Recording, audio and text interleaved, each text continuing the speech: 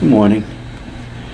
I'd like to talk about Jesus as a human being with the help of a devotional from my favorite Bible application YouVersion, which I have on my phone.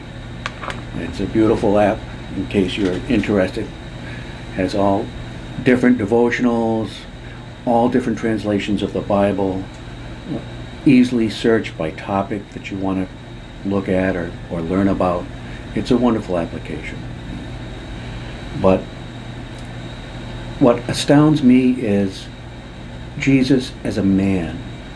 He was incarnate, born of the Virgin Mary. He had a physical body just like me, a brain in his head just like me, and that subject him to the emotions and feelings just like I have. And we know he had these feelings. When he was in the temple, driving out the sellers and traders in the temple, he made a whip and was whipping the way. He was angry. He wasn't waltzing through there saying, "Oh, please get out."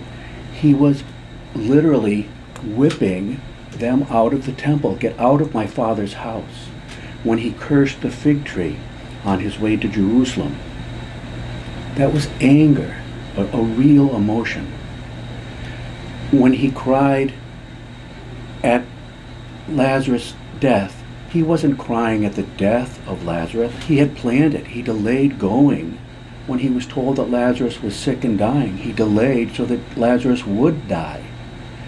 He was crying because he had empathy of all the mourners that were there, crying and grieving. He had these emotions, and it's how he dealt with these emotions that just amaze me, especially at the Last Supper.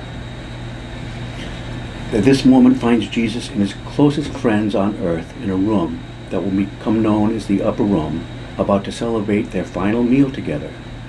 Except the disciples still didn't understand this was their last meal with Jesus. In Luke's Gospel, we see that right before Jesus washes the disciples' feet, the disciples are arguing about which one of them is the greatest. A dispute also arose among them as to which of them was considered to be the greatest. That's Luke 22:24.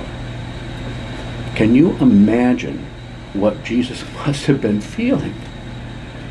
According to John 13:1 and 2, Jesus knew that his hour had come to leave this world. He also knew that the devil had already prompted Judas, son of Simon Iscariot, to betray Jesus. So Jesus knew that his time was coming. He knew that he would be betrayed. Instead of having a beautiful last moment to eat a meal and be with his closest friends on this earth, he is stuck listening to the disciples argue about who is the greatest amongst themselves. This, of course, after 3 years of daily living, teaching, and correction that Jesus had given the disciples. This was because in those days the Passover meal had been eaten around a triclinium. A triclinium is a low coffee table height, U-shaped table. Also in those days, the master, Lord, or teacher, Jesus, would have taken a seat in the place of honor in the center of the table. Then the next highest ranking members of the group would be beside him, and so on and so forth. And then the people who were the least would be the furthest away. It's during this argument that Jesus decides to do something scandalous. So he got up from the table, took off his robe, wrapped a towel around his waist, and poured water into a basin. Then he began to wash the disciples' feet, drying them with the towel he had around him. Can you imagine everybody's shock when Jesus gets up and begins to wash his disciples' feet in the middle of their argument? This was a big deal because in Jewish culture, the lowest servant in the household would wash the guests' feet before the meal started. Jesus understood what was going on in that room. Jesus, because of who he is, knows what is going on and what we need despite our attempts to mess things up. Sometimes it's easy to picture Jesus as this really detached person who lives up in the clouds. But that's not the Jesus we see here. He had every right to be frustrated and annoyed with his disciples. I know I would have been. But Jesus stayed in the moment with his followers.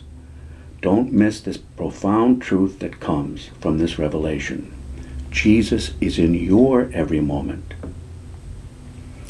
The Savior of this world is with you right now. Even though he was about to head into his final hours of life, Jesus was in the moment enough to stop and teach his disciples one last object lesson.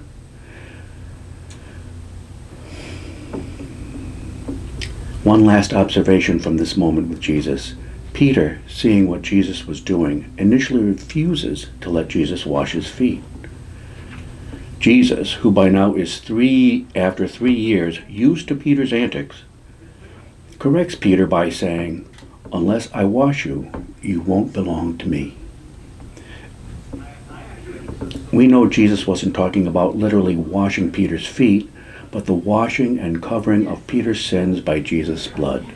Jesus was telling Peter in so many words, if you want to be part of my new kingdom, you must freely accept my gift of service and love. Yes, the same Jesus, God of the universe, creator of the world, and Lord of lords, loved you enough to die for you.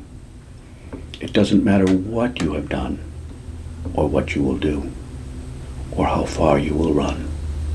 All you must do is accept the free act of love that Jesus offers you. And if you are feeling guilty or ashamed of things